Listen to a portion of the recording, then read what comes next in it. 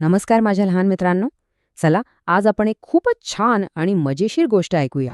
कधी विचार केला आहे का की रात्री आपण सगळे शांत झोपतो तेव्हा आपल्या स्वयंपाकघरातल्या टोपलीमध्ये काय होत असेल, तिथल्या भाज्या काय गप्पा मारत असतील?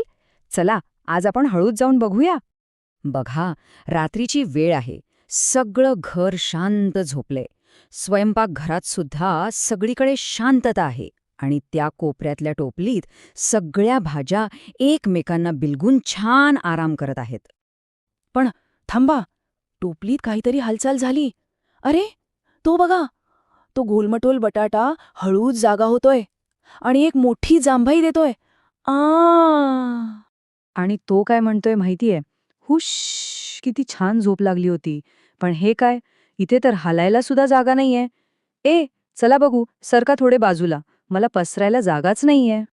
बटाट्याचा धक्का लागताच एक लाल बुंद टोमॅटो जागा झाला आणि म्हणाला, ए, हळू जरा, धक्का का लावतोयस? माझे हे सुंदर लाल बुंद गाल खराब होतील ना, सांभाळून जरा. त्यावर बटाटा हसून म्हणाला, मी भाज्यांचा राजा आहे. माझ्याशिवाय ना वडापाव बनतो ना कुरकुरीत चिप्स. सगळी लहान मुलं माझ्यावरच तर प्रेम करतात, तुझ्यासारखं नाही. त्यांचं बोलणं ऐकून एक भेंडीमध्येच बोलले, इश, आला मोठा राजा. अरे जाड्या बटाट्या, जरा स्वतःकडे बघ आणि मला बघ, कशी हिरवीगार सडपातळ आहे मी. हे भांडण ऐकून एक शहाणं गाजर त्यांना शांत करत म्हणालं, अरे मित्रांनो, थांबा, कशाला भांडताय तुम्ही? आपण सगळेच महत्वाचे आहोत. भांडण थांबवा. तेवढ्या टोपलीच्या एका कोपऱ्यातून एक अगदी बारीक दुःखी आवाज आला. माझ्याशी कोणीच बोलत नाही. मी एकटाच बसलो आहे इथे. तो आवाज ऐकून टोमॅटोने नाक मुरडलं आणि म्हणाला, अरे, हा तर कारल्याचा आवाज आहे. शी, तुझ्याशी कोण बोलणार कडू कारल्या?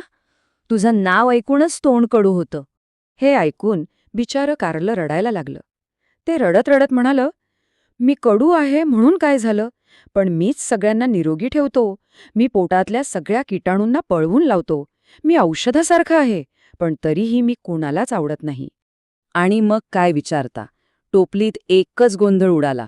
प्रत्येकजण मी श्रेष्ठ म्हणून ओरडू लागला.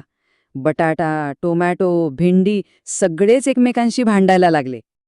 हा सगळा आरडाओरडा ऐकून स्वयंपाकघरात दिवा लागला आणि दारात कोण उभं होतं माहितीये? आपली प्रेमळ आजी. आजी टोपलीजवळ आल्या आणि एकदम मायाळू आवाजात म्हणाल्या, बाळांनो, अरे देवा, रात्रीच्या वेळी कसला आवाज करताय तुम्ही? काय झालंय? एवढा गोंधळ का घातलाय? आजींनी सगळ्या भाज्यांवरून प्रेमाने हात फिरवला आणि हसून म्हणाल्या, शांत व्हा, शांत. तुम्ही सगळेच माझे लाडके आहात आणि सगळेच खूप महत्वाचे आहात. बटाट्या, तुझ्याशिवाय चमचमीत भेळ कशी बनेल? टोमॅटो, तुझ्याशिवाय सूपला छान रंग आणि चव कशी येईल? आणि कारल्या, तू नसलास तर पोट कसं निरोगी राहील? आणि भेंडी, तुझ्यामुळेच तर ताकद येते. आजी पुढे म्हणाल्या, बघा, तुम्ही सगळे मिळून किती छान दिसता. आणि जेव्हा तुम्ही सगळे एकत्र शिजता तेव्हा मिक्स व्हेज नावाची किती चविष्ट भाजी बनते. एकत्र राहण्यातच खरी मजा आणि खरी चव आहे. आजीचं हे बोलणं ऐकून सगळ्या भाज्या एकदम शांत झाल्या. त्यांनी एकमेकांकडे पाहिलं. त्यांना त्यांची चूक समजली होती. अरेच्छा, आपण सगळेच तर किती खास आहोत. सगळ्यात आधी बटाटा पुढे आला आणि म्हणाला, टोमॅटो, मला माफ कर. टोमॅटोनेही हसून त्याला मिठी मारली. मग सगळ्यांनी कारल्याची पण माफी मागितली. आता टोपलीत भांडण नाही, तर फक्त मैत्री होती. आणि मग सगळ्यांनी मिळून एक आनंदाचं गाणं गायला सुरुवात केली. चला, आपण पण म्हणूया त्यांच्यासोबत, लाल लाल टोमॅटो, हिरवी हिरवी भाजी, खाऊन मुले झाली ताजी तवानी. बटाटा म्हणतो, मी आहे गोल. कारले म्हणते, माझे हुशत खोल. भेंडी आणि गाजर झाले आता मित्र, ताटात वाढले छान छान चित्र. तर ही होती आपल्या भाज्यांची गंमत.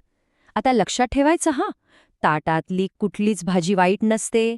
सगळ्या भाज्या खायच्या आणि मस्त स्ट्रॉंग आणि हॅपी व्हायचं. भाजी खाऊया, ताकद मिळवूया.